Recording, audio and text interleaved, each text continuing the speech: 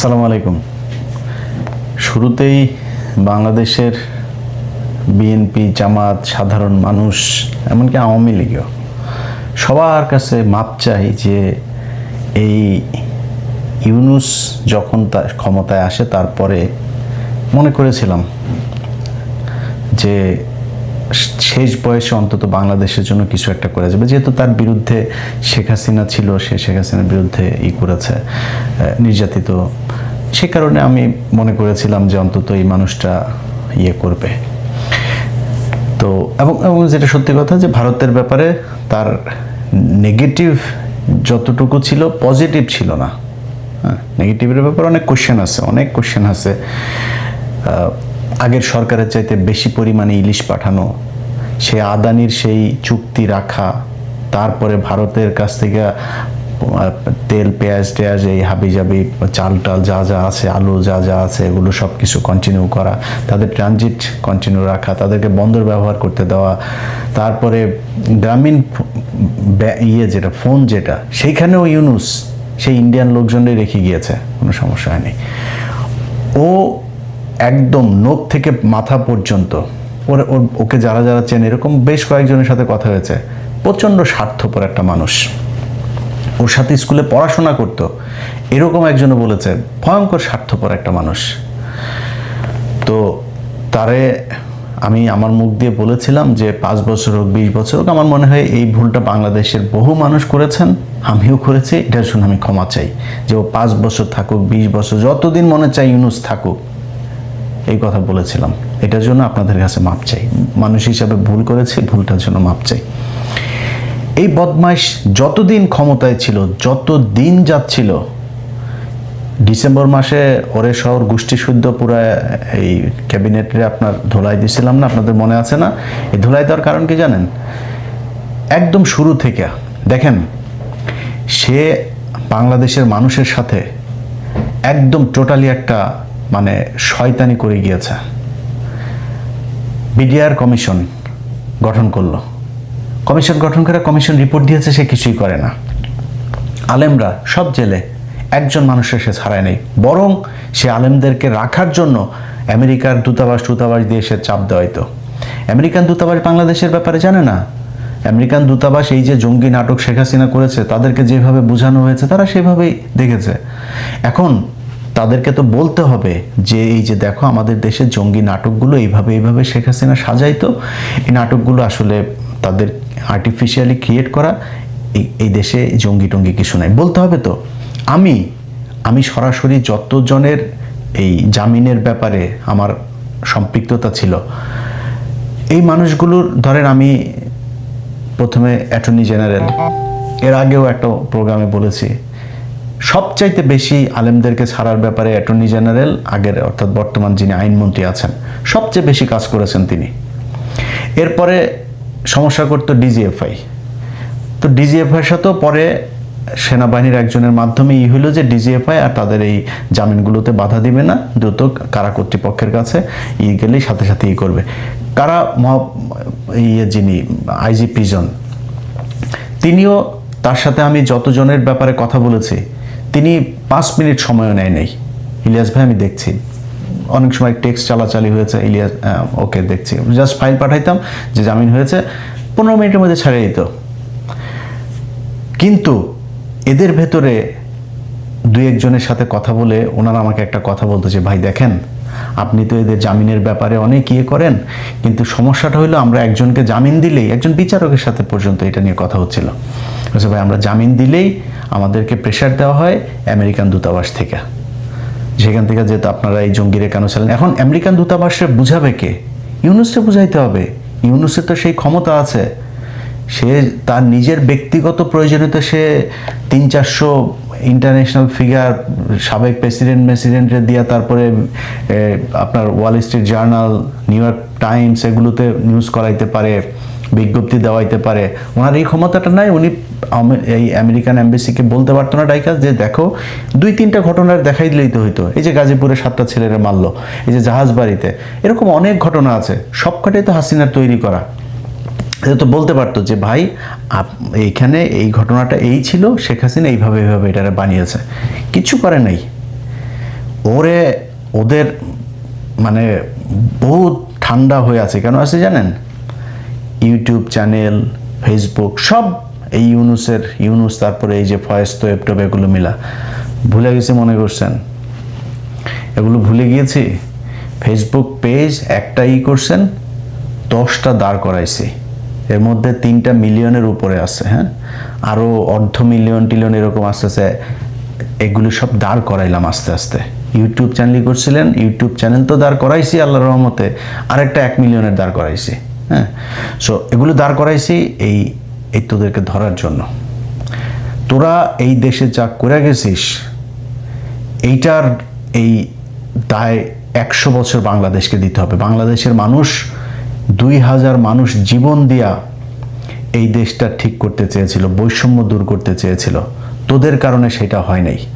যত দিন গিয়েছে প্রতিটা ঘটনার সাথে যতই জড়াচ্ছিলাম, দেখছিলাম যে আমার সব জায়গাতে তারা সেই আওয়ামী লীগের এগুলোকেই টেনা পেঁচা, এরা বলে মব সৃষ্টি করে। কোনো জায়গা হয়েছে এরকম তাদেরকে মানে প্রেশার না দিলে কোনো ঘটনা হয়েছে?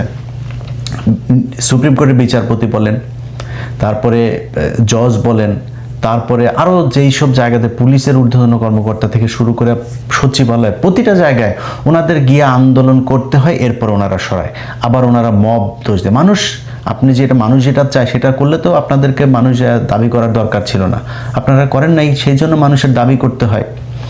এইভাবে চলেছে এবং যত দিন যাচ্ছিল দেখছিলাম যে না, এ তো কোনো কিছুই করে না। সে 1.5 বছরে তার নামে ট্রাভেল এজেন্সি পর্যন্ত নিয়েছে, তার পরিবারের লোকেদের নামে, বিশ্ববিদ্যালয় থেকে শুরু করে সব কিছু তিনি নিয়েছেন। খালি জুলাই সনদটা তিনি বাস্তবায়ন করতে পারেন। এখন সব দোষ বিএনপি। আর একটা বিএনপি একটা রাজনৈতিক দল, বিএনপির জুলাই সনদ করে তারপরে বলবে যে 10 বছরের বেশি প্রধানমন্ত্রী থাকতে পারবে। এটা বিএনপি করবে? নিজের গলায় কেউ কুড়াল মারে, এটা হয় কখনো? তারা করেনি। তুই করিস নাই কেন? তোরে সেই ম্যান্ডেট দেওয়া হয়েছিল, তো তুই চাইলে পরের দিন গণভোট করতে পারতি, গণভোট করে তুই চুপ করে সরাইতে পারতি, তোরা চুপ করে সরাস নাই। এখন বিএনপি সরাবে কেন? তোরা তো এটা কন্টিনিউ করে গেছিস 1.5 বছর। তোদের চাইতে বরং আমরা তো বিএনপির নিয়ে অনেক সমালোচনা করি না, তোদের চাইতে বিএনপি অনেক বেশি করেছে। তোরা আওয়ামী লীগের কার্যক্রম নিষিদ্ধ করে গেছিস, সেইটাও চাপে পড়ে। ছাত্রলীগকে নিষিদ্ধ করতে হবে, সেইটাও চাপে পড়ে। মাহমুদুর রহমান ভাই গেল, গিয়া চাপ দিল, চাপ দেওয়ার পরে তারপরে তুই আলটিমেটাম দেওয়ার পরে তোরা আগে করতে পারিস নাই? করে নাই। বিএনপি আইসা আওয়ামী লীগের কার্যক্রম নিষিদ্ধ এটা আইনে পরিণত করলো, তোরা করতে পারিস নাই? করিস নাই কেন? জুলাই সনদ তোরা করে যাস নাই? 1.5 বছর লাগে জুলাই সনদ বাস্তবায়ন করতে, তোরা করিস নাই? তোদেরকে না করছে কেউ? তোরা সংবিধানও করতে পারতি, তোরা সবই করতে পারতি, কিচ্ছু না। ওরা আইসা লুটপাট করে 3-4টা ছিল, কারোর কিছু বলে না। আরে ভাই, এত অভিযোগ, আমরা এত বলা বলি করি, এত জায়গা থেকে এত তথ্য প্রমাণ যায়, তারা সরায় না। একটা উপদেষ্টারে পর্যন্ত তারা সরাইল না। এত অভিযোগ এক একজনের বিরুদ্ধে, অভিযোগ প্রমাণিত হয়, মাপও চায়। উপদেষ্টা নিজে মাপ চেয়েছে, হয়েছে না এরকম? নিজে মাপ চেয়েছে, আমার এটা ভুল হয়েছে, আমি এটা করা ঠিক হয়নি, তারপরে তার বিরুদ্ধে কোনো অ্যাকশন নাই। একদম ইউনুস বেছে বেছে তারপরে তার এনজিওগ্রাম সরকারের মধ্যে নিজের লোকজনকে নিয়েছে, তোমরা বাবা সবাই মিলেমিশে খাও, আমিও লুটপাট করে খাও, তোমরা আমার কিছু বলো না, আমি তোমাদের কিছু বলবো না। এইভাবে দেশটা চলেছে। আজকে এই ইউনুসের পররাষ্ট্র উপদেষ্টা তৌহিদ গতকালকে একটা কথা বলেছেন, সে আমেরিকার সাথে চুক্তি হয়েছে, সে নাকি জানেই না। বিষয়টা এরকম হয়ে গেল, তৌহিদের বউ রাতে গ্রামে গিয়েছে, গ্রামে তো বাইরে বাথরুম থাকে না, রাতের বেলায় হাগু চেপেছে নাই মুতু চেপেছে, হাগু মুতু করতে বাইরে গিয়েছিল, বদনাটা লোডাটা নিয়ে, আমাদের গ্রামের ভাষায় লোডা বলে, তো লোডা নিয়ে গিয়েছিল, যাওয়ার পরে কেউ একজন প্রোডাকশন দিয়ে দিয়েছে বাথরুমের মধ্যে ধরে। এরপর এসে দেখা যায় তৌহিদের বউয়ের পেটে বাচ্চা, তৌহিদ জানে না। বিষয়টা এরকম। তুই পররাষ্ট্র মন্ত্রী, তো পররাষ্ট্র মন্ত্রী উপদেষ্টা হইয়া তুই জানিস না এক দেশের সাথে হয়েছে। আরেকটা আছে জাউরা, আসিফ নজরুল, ও কয়দিন আগে একটা বলেছে না, সে কিছু জানে, সে বিচারকদের ব্যাপারে কিছু জানে, সে একজনের জামিনের ব্যাপারেও কিছুই জানে, তাকে নাকি তারা এখন কিছুই জানে না, তারা খালি নিজেদের নিচে দিয়ে খালি জিনিসপত্র ঢুকানোটা বুঝছে, এই ছাড়া কিছু জানে না। 4-5টা ছিল, এই যে রেজওয়ানা, এই আসিফ নজরুল, তৌহিদ, আর কয়েকটা মিলা ইউনুস মিনুস, এদের কয়টা বান্ধবী টান্ধবী মিলা দেশটারে লুটপাট করে দিয়ে গিয়েছে। এই জন্য মানুষ জীবন দিয়েছিল। এই যে সুযোগ এই বাংলাদেশের ইতিহাসে আজ পর্যন্ত, এক শেখ মুজিব ছিল, শেখ মুজিবের মানুষ এই সুযোগটা দিয়েছিল, ওই জাউরামি করে দেওয়ার, ধ্বংস করে দিয়ে গেছে, আর সেকেন্ডটা তোরা পাইছিল। এর মাঝখানে আর এত সুযোগ, এত ক্ষমতা কোনো সরকারের হাতে আসে নাই, কোনো রাজনৈতিক দল কথাই বলতে পারে নাই। তারা করেনি। তোদের চাইতে 111 সরকার বহুত ভালো ছিল, কিচ্ছু করে দেওয়া যায় না। আজকে সে বলে সে চুক্তির ব্যাপারে কিছুই জানে না। আমেরিকার সাথে যেই চুক্তি, আমি আমেরিকায় আছি, বাংলাদেশের স্বার্থের বিরুদ্ধে যদি আমেরিকার ইয়েতে যদি কোনো চুক্তি, আমি সেটার বিরুদ্ধে যাব, 100% যাব। কিন্তু তুই জানিস না কি চুক্তি হয়েছে, তুই জানিস না, এইটা কেমনে হইতে পারে? এই জাউরা হইল সবচাইতে বড় জাউরা। এই জাউরাটা সব কয়টা দূতাবাসে আওয়ামী লীগের লোকজনরা টিকায় রাখছে। এই জাউরা, এই যে মুশফিক ফজল আনসারি ছিল না, মেক্সিকোর রাষ্ট্রদূত, মুশফিক ফজল আনসারি ভাই এই ইউএনএ একটা পোস্টিং হচ্ছিল ওনার, এটাতে এই তৌহিদ, এই পররাষ্ট্র উপদেষ্টা, সে এটা হইতে দেয় নাই, সে মুশফিক ভাইয়ের এটা হইতে দেয় নাই। এটা মুশফিকের মুতের সমান হয়েছিস তুই। মুশফিক এই দেশের জন্য এই গেল 15 বছর, তার পরিবার, তার বৃদ্ধ বাবা মা, তাদের উপরে যে টর্চার হয়েছে তুই জানিস এগুলি? তুই মুশফিকের পিছনে লাগিয়ে তারপরে তারে ক্ষতি করিস, আর আওয়ামী লীগের লোকজনের ভালো ভালো জায়গায় সব পোস্টিং দিয়ে তারপরে বসায় রাখছে। এটা করে গিয়েছে তৌহিদ। এ হইল নিখাদ এই ইন্ডিয়ান মাল, নিখাদ ইন্ডিয়ান মাল। এটা সে এখন বলে কি, ধরেন সে তারে বাদ দিয়া বাইপাস করে তারপরে ইউনুসি করছে। এক বক্তব্যের মধ্যে বলেছে, এইখানকার যে সাক্ষাৎকার, আওয়ামী লীগ 5 বছর পরে আসতে পারে, ওই সামনে নির্বাচনে অংশ নিতে পারে। তুই আওয়ামী লীগের কিছু করে গেছিস? আওয়ামী লীগ ইয়েতে আসবে না, নির্বাচনে আসবে না, তুই করছিস কিছু যদি করে থাকে তাহলে এখন বিএনপি করবে, জামাত করবে, তারা করবে, তুই কিছু করে গেছিস? তো আওয়ামী লীগের ব্যাপারে তুই আন্দাজে এখন এটা বলার কারণ কি? এরকম না তুই আওয়ামী লীগের ব্যাপারে বিশাল আকারের জিরো টলারেন্স দেখাই গেছিস, এখন যারা আসে তারা হচ্ছে গিয়ে আওয়ামী লীগকে আনতে চায়। বিষয়টা তো এরকম না। এই হচ্ছে এদের অবস্থা। তো এই যে কয়টা আছে এই ইউনুসের সরকারে যেগুলো ছিল, আজকে হামের টিকায় মানুষ মারা যায়, এরা বলে কিছুই জানে না। ইউনুস এই মাদারি চীনের এই প্রেসিডেন্টকে আপনার চিঠি লিখিয়েছে কেন? কয়লা খনিতে চীনে মানুষ মারা গিয়েছে। তোর বাপের কিরে? চীনের কয়লা খনিতে মানুষ মারা গেছে, বাংলাদেশে হামেজে এই পর্যন্ত 1000 মানুষ বাচ্চা মারা গেছে। গায়ে লাগে না তোর? তুই তো সারা জীবন তোর বউ বাচ্চা পোলাপান সব নিয়ে থাকিস হলো দেশের বাইরে। তো সারা দুনিয়ায় তোর তুই যেই মানে বিলাসবহুল জীবনযাপন, বাংলাদেশের মানুষের টাকা পয়সা মাইরা, ও যেই আমি চুয়াডাঙ্গার প্রত্যন্ত গ্রামে বড় হয়েছে, আমি নিজে দেখেছি আমার ছোটবেলায় মহিলারা, সম্ভবত আমার যতটুকু মনে আছে, রোববার সম্ভবত আমাদের গ্রামে আমরা ক্যারাম বোর্ড খেলতাম, এক বাড়ি শাহ আলম মোল্লা, ওনার বাড়িতে এই টাকাগুলো তুলতো। মানে ওনার বাড়িতে এই প্রতি রোববারে সব গ্রামের মহিলারা ওইখানে আসতো। এই গ্রামীণ ব্যাংকের লোক যাইতো, একজন ম্যানেজার, সে যায় টাকা সব নিয়ে আসতো।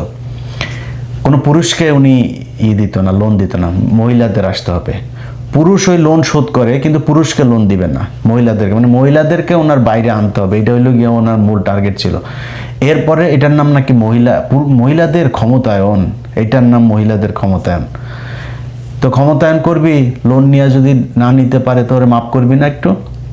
গরু ছাগল ঘরের টিন পর্যন্ত খুলে নিয়ে যেত। এই হইল গিয়ে ওনার। এগুলো ভাই থুতু উপরে ছিটাইলে নিজের গায়ে লাগে।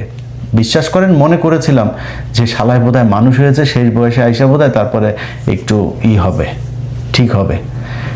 ঠিক হয় নাই। ওর এই দেশের প্রতি জীবনে কোনোদিন কোনো কিছু করেন। আপনি শেখ হাসিনার আমল বাদ দেন, ইউনুস তো বিশাল প্রভাবশালী, আন্তর্জাতিকভাবে সে বিশাল, তার পরিচিতি ব্যাপক। সে চাইলে বাংলাদেশের জন্য কিছু করতে পারতো না?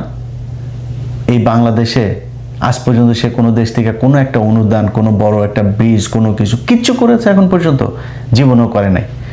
এদের সবার বিচার হওয়া দরকার। এই যে হামের টিকার গাফলতির কারণে যেই মানুষ বাচ্চাগুলো মারা গেল, একটা সন্তান পৃথিবীতে যেন কোনো বাবা মাকে যেন তার সন্তানের লাশ যেন ঘাড়ে না দেয়। মানে আল্লাহ আমাকে তো সন্তান দিয়েছে, যে সন্তানের জন্য কতটুকু খারাপ লাগে পৃথিবীর, আমি নিজ ভীষণ খারাপ একজন মানে স্বামী হইতে পারি, ভীষণ খারাপ একজন মানুষ হইতে পারি, ভীষণ খারাপ সন্তান হইতে পারি, কিন্তু পৃথিবীর কোনো বাবা খারাপ বাবা হইতে পারে না। পৃথিবীর প্রতিটা সন্তানের জন্য তার বাবা মা মানে শ্রেষ্ঠ বাবা মানুষ, তাদের জন্য সর্বোচ্চ, তাদের যতটুকু ক্ষমতা আছে তার সর্বোচ্চ চেষ্টা করে করার।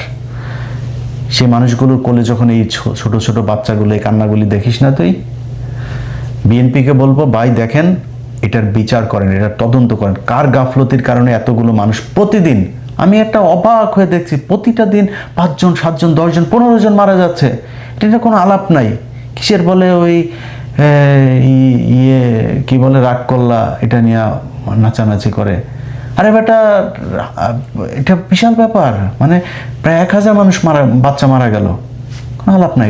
এটার জন্য এরা দায়ী, এই ইউনূসের সরকার দায়ী, এদের বিচার হওয়া উচিত। তোদের জন্য এখন হাসিনা বলার সুযোগ পায় যে সে বাংলাদেশে এসে বিচারের মুখোমুখি হবে। তোরা এটারে এত ইজি করে দিয়ে গেছিস পরিস্থিতিটারে। বাংলাদেশের মানুষ হাসিনারে কেমনে খেদাইছে এটা বাংলাদেশের মানুষ জানে। সামনে ওরকম পরিস্থিতি হইলে হাসিনারে কই দেশে যাইতে, হাসিনারে না আওয়ামী লীগের সিনিয়র নেতাগুলিরই যাইতে বল দেখি। বাংলাদেশের মানুষ জানে সেটারে কেমনে ট্রিটমেন্ট দেওয়া লাগবে। সো সেটার জন্য বাংলাদেশের মানুষ প্রস্তুত আছে। তোদের মতো চোর বাটপার স্যাচ্চোর এগুলোর চিন্তা করা লাগবে না যে সামনের বার আওয়ামী লীগ ক্ষমতায় আসবে নাকি আওয়ামী লীগ নির্বাচনে অংশ নিবে না কি করবে। তোদের মতো চোর বাটপার দরকার নাই। বাংলাদেশের মানুষের সবার কাছে অনুরোধ থাকলো, ইউনূসের এই সরকারের মধ্যে যেগুলো ছিল এই চোর বাটপার, এগুলোরে রাস্তাঘাটে বিভিন্ন সভা সমাবেশ বিভিন্ন জায়গায় কোনো জায়গায় যদি দেখেন না, তাহলে এদের সবাই আদর আপ্যায়ন করবেন। আপনারা হাতে পায়ে যা থাকে এগুলোতে আদর আপ্যায়ন করবেন। এরা মীর জাফর, এই দেশের শত্রু। এরা বাংলাদেশকে 100 বছর সামনে নিয়ে যাওয়া যেত, ওরা 100 বছর পেছনে দিয়ে গেছে। এটার শাস্তি মৃত্যুর পরে পাইতে হবে, মৃত্যুর আগেও পৃথিবীতে ওদেরকে পাইতে হবে। আপনাদের কাছে অনুরোধ থাকবে, ওদের এই প্রাপ্য ওদেরকে বুঝাই দেবেন। আল্লাহ হাফেজ। কোন দেশের সঙ্গে এমন একটা চুক্তি হলো যেটা ইন্ডিয়ার স্বার্থের সঙ্গে যায় না, তখন তারা এই বর্ডারে তারা গুলি ছুড়ে আমার 2টা লাশ ফেলে মেসেজ দেওয়ার চেষ্টা করে যে তোমরা আমাদের কথা না মতো চললে আমরা এই মেসেজটা দিলাম। আমার 20 কোটি মানুষের জন্য আমি তো এক্সপ্যান্ড করব, নট বাই বুলেট। বাংলাদেশকে তারা ব্যবহার করেছে আওয়ামী লীগের ভাষায় স্ত্রীর মতো। আওয়ামী লীগের শীর্ষ মন্ত্রীরা বলতেন যে বাংলাদেশের সঙ্গে সম্পর্ক স্বামী স্ত্রীর। আপনি যখন গিয়ে আপনি সীমান্ত গিয়ে আপনি ইরানের বর্ডারে গিয়ে আক্রমণ করবেন, তখন আপনার এই আধুনিক রাষ্ট্রের কথা মনে পড়ে না? রাজনীতি দিয়ে, শক্তি সামর্থ্য দিয়ে যুদ্ধ করে এটাকে বন্ধ করবার মতো পরিস্থিতিতে বাংলাদেশ নাই, এটা রিয়ালিটি। আপনি যখনই আধিপত্যবাদ স্বীকার করে নেবেন তখন আপনি ইনফিরিয়র হয়ে গেলেন। ভারতীয় কাঁটাতারের বেড়া কি কি প্রভাব আমাদের উপর পড়তে পারে, একদম এক কথায় বলি যে এতক্ষণ ধরে জামান ভাই যে কথাগুলো বলছিলেন সেটা রাষ্ট্রবিজ্ঞানের একটা চিন্তা। এই চিন্তা করার স্বাধীনতা যে কারো আছে, তিনি তার মতো চিন্তা করেছেন। তবে আধুনিক রাষ্ট্র ব্যবস্থা সৃষ্টি হওয়ার আগে তখনও কিন্তু এরকম এক এক গোষ্ঠীর অধিকারে এক একটা এরিয়া ছিল, এবং ওই গোষ্ঠীর তাদের শক্তি সামর্থ্য অনুসারে তারা কতখানি এরিয়া দখল করবে সেটা ঠিক হতো। তাতে করে এক এক গোষ্ঠী এক এক এরিয়াতে জনবসতি গড়ে উঠতো এবং এক এক এরিয়া তার দখলে থাকতো। সেটাও কিন্তু এক ধরনের মানে তার এরিয়ার ছিল যে এই এরিয়াটা আমার এই জনগোষ্ঠীর। এবং এক এক রাষ্ট্র, ভারত উপমহাদেশে যে বিভিন্ন সময় বিভিন্ন শাসকরা যে জায়গা এক্সপ্যান্ড করেছে, দখল করেছে, ওই জায়গা থেকে বেরিয়ে আসার জন্যই আধুনিক রাষ্ট্র ব্যবস্থায় রাষ্ট্রবিজ্ঞানীরা এই যে ভৌগোলিক সীমারেখার কনসেপ্টটা এনেছেন, এবং এটা পৃথিবীর সব দেশ মেনে নিয়েছে। যারা এখন তারপরও আগ্রাসী মনোভাব দেখাচ্ছে, যেমন ইয়েতে আপনার গাজায় ইসরায়েল ওইদিকে দখল করতে চায়, আমেরিকা এই দেশে ওই দেশে এক্সপ্যান্ড করতে চায়, এটা আইন যদি মানতো এটা পারতো না। সুতরাং রাষ্ট্রের ভৌগোলিক সীমারেখাটা আধুনিক রাষ্ট্র ব্যবস্থায় রাষ্ট্রবিজ্ঞানীদের যে কনসেপ্ট এটা চলছে, যতদিন পর্যন্ত আন্তর্জাতিকভাবে এই কনসেপ্টটা বিলোপ না হবে ততদিন পর্যন্ত এটা মেনে নিয়েই আমাদের চিন্তা করতে হবে যে তাহলে আমরা এটা এই যে সীমান্ত যেহেতু থাকবে, আমার টেরিটরি আছে, আমার মানচিত্রে আমার একটা এরিয়া আছে যে বাংলাদেশ মানে এটুকু, ভারত মানে এটুকু, পাকিস্তান মানে এটুকু, এটা যতদিন আছে ততদিন পর্যন্ত আমাকে ওই যে আমার আর তার সীমান্ত, ওইখানে কি কি অনিয়ম হচ্ছে, কি কি অবৈধ হচ্ছে, কি কি বেআইনি হচ্ছে, সেটা কিভাবে রোধ করবে এবং কেন হচ্ছে সেটা হচ্ছে ম্যাটার অফ ডিসকাশন। এখন আপনি যেটা বলছেন কাঁটাতারের বেড়া, কাঁটাতারের বেড়া কেউ তার নিজ দেশের জনগণের এবং তার দেশের সুরক্ষার জন্য যদি কেউ প্রাচীর তোলে, এর আগেও তো বহু দেশ প্রাচীর তুলেছে, মানে ওয়াল তুলেছে, তো ওয়াল দিতে অনেক টাকা খরচ, সে ওয়াল না দিয়ে কেউ কাঁটাতার দিতে চায়, কাঁটা ছাড়া তার তাদের এটা আমার হেডেকের বিষয় না। আমার বিষয় হচ্ছে সে যেখানে আইনসম্মতভাবে যেখানে সে দিতে পারে না সেখানে ঢুকে দিচ্ছে। দ্বিতীয় হলো গিয়ে এই যে সীমান্তে হত্যাকাণ্ড, সীমান্ত হত্যাকাণ্ডটা ঘটছে কেন? এইখানে একটা ট্রেড ইমব্যালেন্স, পাশাপাশি দুইটা দেশের মধ্যে যদি দামের পার্থক্য থাকে কোনো পণ্যের এবং চাহিদার ভারসাম্য না থাকে, চোরাচালান হবেই, পৃথিবীর সব দেশে হয়। সেখানে ভারতের মধ্যে বাংলাদেশের চোরাচালান, বাংলাদেশ থেকে কিছু দেশ ভারতে যায়, ভারত থেকে কিছু জিনিস, ভারত থেকে কিছু জিনিস আসে। এই চোরাচালানের যুক্ত উভয় পক্ষ। বাংলাদেশের সঙ্গে ভারতের ধরেন ট্রেড আনুষ্ঠানিক বা ট্রেড হচ্ছে ধরেন 11-12 বিলিয়ন ডলার, সেইটা অনানুষ্ঠানিক ট্রেড যেটাকে আপনার এই চোরাচালান বলি আমরা, সেটা তার থেকে সামান্য কম, খুব বেশি ব্যবধান। সেখানে ভারতই পজিটিভ সাইডে থাকে, আমরা দেই কম নেই। সেই ক্ষেত্রে ট্রেডের থেকে ট্রেড যেরকম আনুষ্ঠানিক ট্রেড, সেইখানেও যেরকম ভারসাম্য প্রায় 7 বিলিয়নের উপরে, যে ভারত আমাদের থেকে আমাদের দেয় বেশি, অর্থাৎ আমরা রপ্তানি করি আর আমাদেরটা নেয় কম। এইরকম সব জায়গায় ভারতের, এমনকি চোরাচালান যে হয় সেখানেও কিন্তু ভারত থেকে বেশি আসে। তাহলে চোরাচালানে তো একটা গ্রহীতার দাতা থাকে, ক্রেতা এবং বিক্রেতা থাকে চোরাচালানেও। সেই ক্ষেত্রে ভারতের যারা দেয় আমাদের, তারা হত্যাকাণ্ডের শিকার হয় না, আমাদের যারা আনে তারা হত্যাকাণ্ডের শিকার হয়। এবং ওইখানে বেশিরভাগ গবেষণায় কিন্তু যারা এটা নিয়ে গবেষণা করে আসছে যে খুনোখুনিটা হয় কয়েকটা কারণে। একটা হচ্ছে গিয়ে ওইখানে যারা এই যে বিএসএফ বা যারা এটা ডিল করে, যারা ওদের সঙ্গে লেনদেনের সমস্যা হইলে তাদেরকে গুলি করে মারে, এইটা একটা অংশ। আর একটা অংশ হচ্ছে তাদের আগ্রাসী মনোভাবকে তারা প্রকাশ করবার জন্য, আধিপত্যবাদকে প্রকাশ করবার জন্য তারা গুলি দিয়ে মেসেজ দেয় যে এই তোমরা আমাদের কথা শুনছো না, এই একটা মেসেজ দিলাম।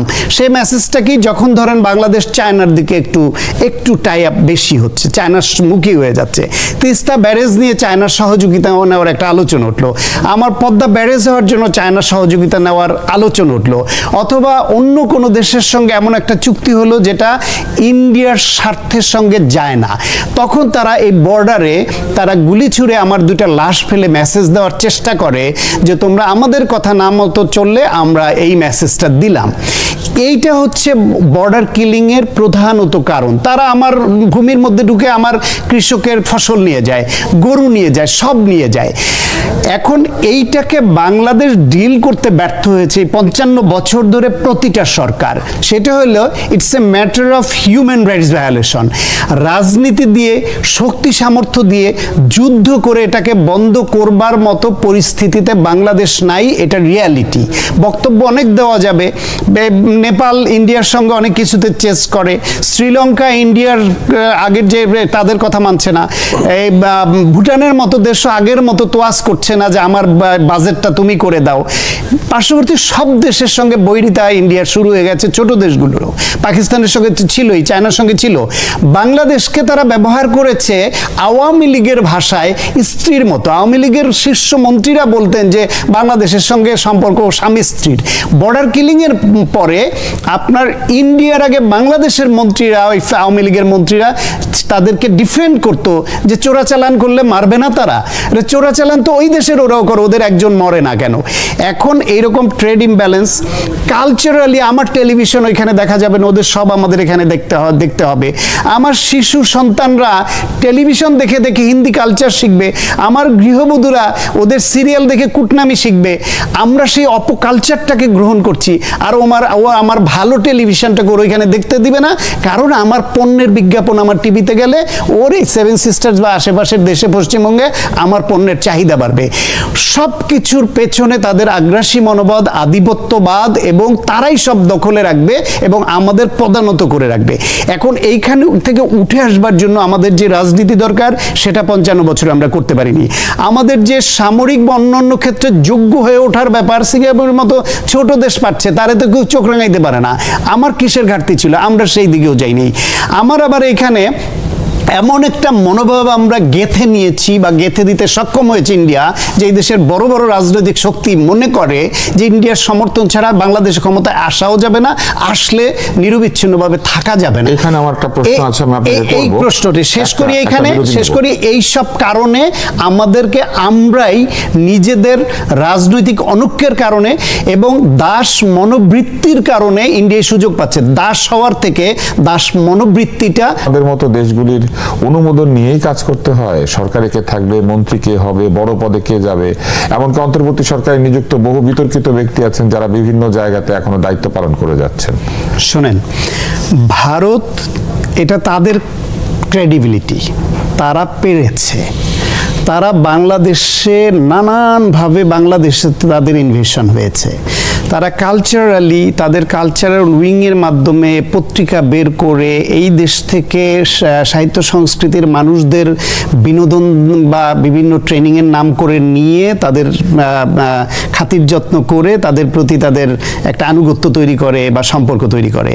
তারা এই দেশের আমলাদেরকে ট্রেনিংয়ের নামে নিয়ে বিনোদন দিয়ে, আমলাদের মধ্য দিয়ে কারা চৌকস, তারা ভবিষ্যতে বিভিন্ন গুরুত্বপূর্ণ দায়িত্বে যাবে সে অ্যাসেসমেন্ট করে, তাদের সঙ্গে লিঙ্ক আপ করে।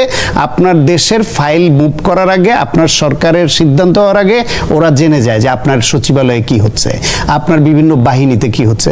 এটা তারা পেরেছে। আমাদের জাতীয়তা বোধ তৈরি হয় নাই, আমার দেশপ্রেম তৈরি হয় নাই। আমরা ওইভাবে সুসংগঠিত একটা রাষ্ট্র, একটা জাতি হিসেবে যেভাবে বেড়ে ওঠা দরকার ছিল, যে গাইডলাইন, গাইডেন্স, শাসন ব্যবস্থা দরকার ছিল, যে রাজনীতি দরকার ছিল, সেটা আমরা করতে পারি না। ইন্ডিয়াকে গালি দিয়ে লাভ কি? পৃথিবীর সব দেশ তো বিভিন্ন এজেন্সির মাধ্যমে, গোয়েন্দাদের মাধ্যমে তার নানান রকমের স্বার্থ উদ্ধারের কাজ তো করে। এটা তো ইন্ডিয়া একা করে না, অন্যান্য দেশও তো করে তাদের গোয়েন্দাদের মাধ্যমে। তো ইন্ডিয়ার কাছে আমরা ধরা দেই নিজেরা। আমরা ওই যে আলোচনা আগে বলেছিলাম যে দাস হলে সেটা হচ্ছে পরিস্থিতির শিকার, সে দাস হিসেবে চাকরি করছে বা বাধ্য হচ্ছে থাকতে, দাসত্ব স্বীকার করছে। কিন্তু তার পরিস্থিতি পাল্টে গেলে সেই দাসটা আবার নর্মাল মানুষ হিসেবে প্রতিবাদী হতে পারে, তার সব ভূমিকা রাখতে পারে। কিন্তু দাস মনোবৃত্তি যদি কেউ একবার ধারণ করে, সে যে অবস্থায় থাকুক, তার মনোবৃত্তিটার মধ্যে দাস ঢুকেছে। আমাদের দেশের মানুষের মধ্যে, বিরাট সংখ্যক মানুষের মধ্যে দাস মনোবৃত্তি ঢুকে গেছে। আপনি দেখবেন যারা উঠতে বসতে আমেরিকাকে গালি দেয়, আমেরিকার বিশেষ দিবসে 1 বছর ইনভিটেশন কার্ড না পেলে তারা নিজেদেরকে খুবই দুর্ভাগা মনে করে যে আমি তাদের গুড বুক থেকে সরে গেছি। যারা ইন্ডিয়াকে গালি দেয়, ইন্ডিয়ার একটা টিমে পায় না তাদের, সেটা ভিন্ন ইস্যু। যারা ইন্ডিয়াকে গালি দেয় তার মধ্যে বিরাট একটা অংশ আছে যারা ওই ইন্ডিয়ার বিশেষ দিবসে এম্বাসিতে বা প্রোগ্রামে দাওয়াত না পেলে তারা মনে করে এইবার ইন্ডিয়া আমাদের গোনায় ধরে নাই। সেই হাউতা শুরু যায়, বিশেষ জায়গায় যোগাযোগ শুরু হয়ে যায়। আমি জেনে বলছি, প্রত্যক্ষভাবে জানি, আপনিও জানেন। তাহলে আমরা হচ্ছে মুখে এক, কাজে এক, অন্তরে আর এক। ফলে এইরকম দাস মনোবৃত্তি নিয়ে একটা জাতি খুব বেশি এগুতে পারে না। তবে 16 বছর ধরে ভারত একটা উপকার করেছে আমাদের। এই দেশে তাদের একটা ভৃত্যকে বিনা ভোটে ফ্যাসিবাদী কায়দায় রাষ্ট্র ক্ষমতায় রেখে দেশের অনেক মানুষের চোখ খুলে দিয়েছে যে ইন্ডিয়ার পদানত হলে আমাদের পরিণতি কি হতে পারে। এখন অনেকের মানসিকতা পরিবর্তন আসা শুরু করেছে। যদি এই পরিবর্তনের রাজনীতিটাকে আমরা ধারণ করে এগিয়ে নিতে পারি, ডেফিনেটলি আমাদের চেঞ্জ হবে। 16 বছরের শেষের 10 বছর আমাকে ভিসাও দেয় নাই। আপনার কোনো ফেসবুকে ব্যাখ্যা নাই। স্ট্যাটাস খুঁজতো, কোনো ফেসবুকে স্ট্যাটাস আমি খুঁজতো যে আপনি 3,000 কি টাকার যে লিখতেন। টোকেন বিক্রি হতো সেটা প্রতিবাদ করেছিলাম ভিসা নিতে ফেসবুকের স্ট্যাটাস সেটা খুঁজে আপনাকে আটকেছিল। টোকেন বিক্রি করতো। এখন তুষার ভাই এখানে যে জিনিসটা সায়ন্ত সাহেব বললেন, এটা কতগুলো জিনিসকে তো আমাদের অ্যাপ্রোচ চিন্তা করুন। উনি আধুনিক রাষ্ট্রের কথা বলছেন, সেই মতো শেখাচ্ছেন। তা আধুনিক রাষ্ট্রে যখন তুরস্ককে ভাঙা হয়েছিল তখন আদর্শ রাষ্ট্র হয়নি? আমার ইসলামিক রিপাবলিককে যখন ভাঙা হয়েছিল তখন তুরস্কের তখন প্রশ্ন ওঠে নাই? আমার মুঘল সাম্রাজ্যকে যখন ভেঙ্গে ইস্ট ইন্ডিয়া কোম্পানি ক্ষমতা দখল করলো তখন আধুনিক রাষ্ট্রের প্রশ্ন ওঠে নাই? যখন সোভিয়েত রাশিয়াকে ভেঙ্গে আপনি টুকরা টুকরা করে ফেলেন তখন আধুনিক রাষ্ট্রের কথা প্রশ্ন ওঠে কিন্তু নাই? সেটা তো বলে যে রাষ্ট্রগুলি একে অন্যের সাথে প্রতিদ্বন্দ্বিতা না, না, করবে, তাহলে রাজনৈতিকভাবে আপনি পরাস্ত হয়েছেন। আপনি যখন গিয়ে আপনি সীমান্ত গিয়ে আপনি ইরানের বর্ডারে গিয়ে আক্রমণ করবেন তখন আপনার এই আধুনিক রাষ্ট্রের কথা মনে পড়ে না? এগুলো আমাদেরকে কিছু বুঝাচ্ছে, আমাদের মৌলবীরা যেন ওয়াজ করে বুঝায় না, আমাদের ব্যাস শিখায়, দুজক শিখায়, এরকম এরাও আমাদেরকে এগুলো শিখায়।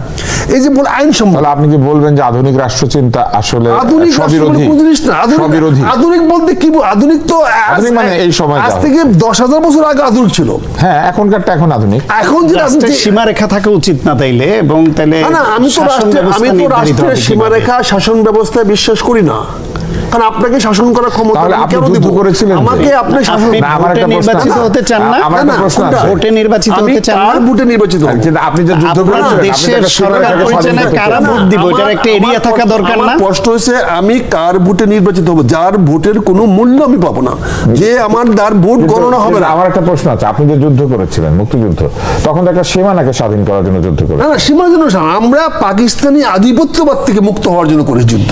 কিন্তু একটা সীমা সীমাবদ্ধ তো ছিল এলাকা না? পাকিস্তানের যেটুকু এলাকা ছিল।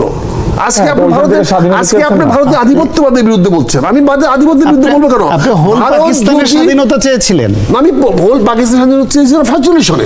না? 71-এ কি চেয়েছেন? 71-এ তো আমি আলাদা একটা ভূমিকে না, কেন্দ্র করে না, আপনার জনগোষ্ঠীকে কেন্দ্র করে চাননি? আমি পাকিস্তানি আধিপত্যবাদ আমার উপরে যেটা আছে, আমার উপরে আমার সঙ্গে যারা ছিল, আমার সঙ্গে হিলট্রেস ছিল না। হিলট্রেস পাকিস্তান আধিপত্য বিরুদ্ধে যুদ্ধ করে নাই, যেটা পাকিস্তান হিলট্রেস আমাকে পরে দখল করতে হয়েছে, কিছু অংশ করেছে, কিছু অংশ করে করে নাই।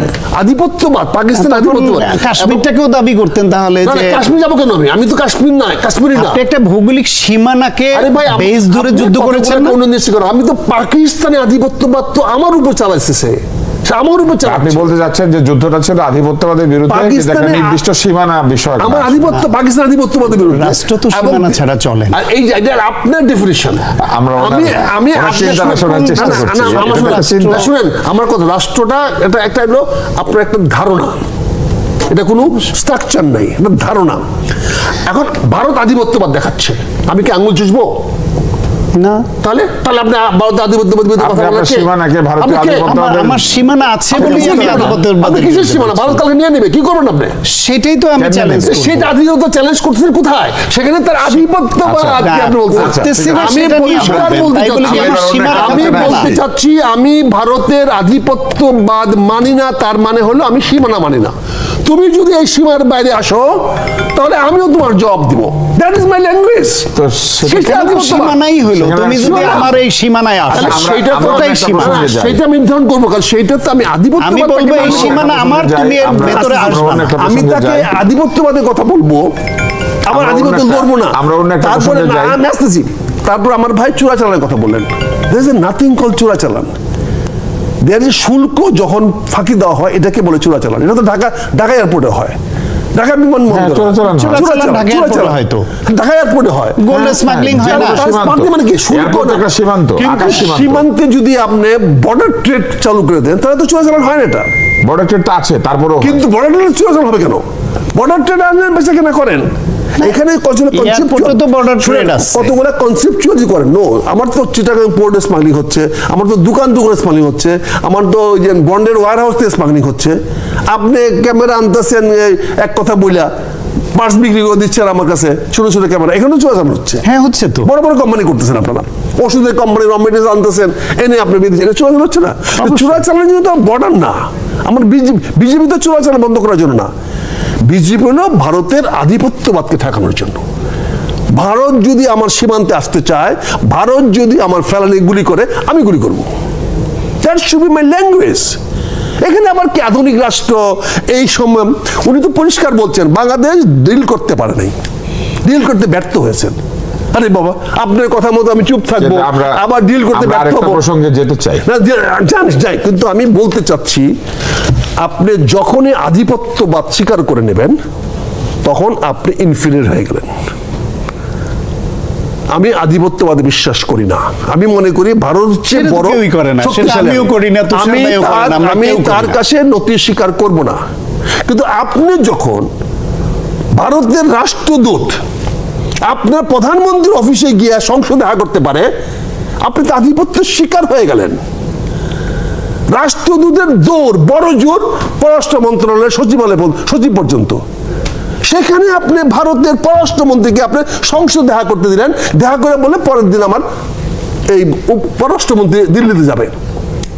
তারপরে আপনি নতুন জননীতি নীতি দিচ্ছেন, আপনি বলতেছেন।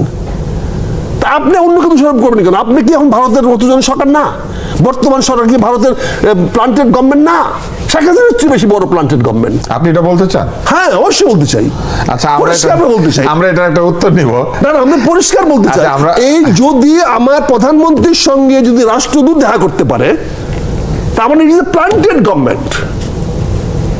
This government is planted by the Indian hegemony. আজ আপনি এগুলো বলবেন, হেজিমনি বলবেন, প্রতিবাদ করবেন না। আমার প্রাইম মিনিস্টার কেন দেখা করবে, তার সঙ্গে কেন দেখা করবে বলেন আপনি? আপনি এগুলো দেখবেন না, এগুলোকে মেনে নেবেন, আবার বলবেন ভারত আধিপত্যবাদ। আরে আধিপত্যবাদের কাছে তো নথি স্বীকার করে বসে আছেন আপনি। এই যে বাণিজ্য চুক্তির সঙ্গে পররাষ্ট্র মন্ত্রণালয় যুক্ত ছিল না, তো কে যুক্ত ছিল? বাণিজ্য মন্ত্রণালয় যুক্ত ছিল না। না না, উনি এটা বলেছেন যে এটা মোস্টলি কমার্স মিনিস্ট্রি ইনভলভ ছিল, যেহেতু বাণিজ্য মন্ত্রী তো এটা নিয়ে কোনো কথা বলেন না। এরপরে তো তাকে প্রশ্ন করা হয়নি ওনার ইন্টারভিউর পরে। যেহেতু চুক্তিটা বাণিজ্য চুক্তি, তো বাণিজ্য মন্ত্রণালয় বা commerce ministry advisor is a must, তাদের থাকতে হবে।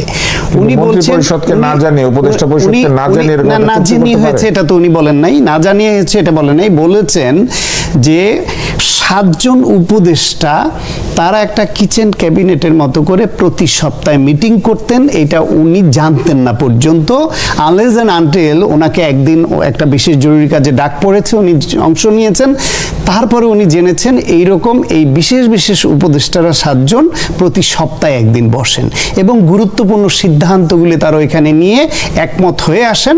তারপর যখন উপদেষ্টা পরিষদের মিটিং হয়, তখন প্রভাবশালী ওইরকম কিচেন ক্যাবিনেটে 7 জন যখন একসুরে কথা বলেন, তখন অন্যদের ওইখানে খুব বেশি আর কথা পাত্তা পায় না। এটা ভেরি ন্যাচারাল। একটা সরকারেরও যদি 7 জন প্রভাবশালী মন্ত্রী আগে থেকেই প্ল্যান করে আসে যে আমি যা বলবো আপনি সায় দিবেন, আপনি সায় দিবেন, এটাই আমাদের সিদ্ধান্ত, তখন তারা হইলো অন্যরা তাদের মুখের দিকে তাকে জুনিয়ররা কথা বলে। ওরা 7 জন আর বাকি 5 জন মিলে দেশ চালালো। ওরা 7 জন এই কাজটা করেছে। আরেকজন বলেছে এই সিকিউরিটি অ্যাডভাইজার সম্ভবত এর সঙ্গে যুক্ত ছিলেন, সেটাও বলেছেন। ফলে 3 দিন আগে তড়িঘড়ি করে এই চুক্তিটা যে করা উচিত হয়নি, নির্বাচিত সরকারের হাতে ছেড়ে দেওয়া উচিত ছিল, সেই মতও কিন্তু পররাষ্ট্র উপদেষ্টা দিয়েছেন। তার মানে হচ্ছে উনি 3 বার নাকি পদত্যাগের সিদ্ধান্ত ইচ্ছাও ব্যক্ত করেছিলেন, কিন্তু সরকার গ্রহণ করে। করতেছি, তুমি একজন উপদেষ্টা ছিলা, তুমি ছিলা ব্রিগেডিয়ার শাখাও একই কথা বলেছে। তোমাদের মেরুদণ্ড ছিল না সান অফ এ বিচ? আপনি এই ভাষাটা আবার ট্রাম্পের ভাষা, রাষ্ট্রের সীমারেখা আপনি না মানতেই পারেন, কিন্তু এই সীমারেখাটা মানা উচিত ছিল। 7 জন লোক তোমাকে জিজ্ঞাসা না করে বলে, অথচ আমরা পেপারে দেখেছি যে একটি মন্ত্রী পরিষদের কমিটি করে দেওয়া হয়েছে এবং পররাষ্ট্র উপদেষ্টার নেতৃত্বে এবং বাণিজ্য মন্ত্রীর নেতৃত্বে এবং সচিবের নেতৃত্বে কমিটি করে দেওয়া হয়েছে। তারা ওয়াশিংটনে গিয়ে তারা চুক্তি করে আসবে, এটা পত্র পত্রিকায় আসছে, তারা গেছে।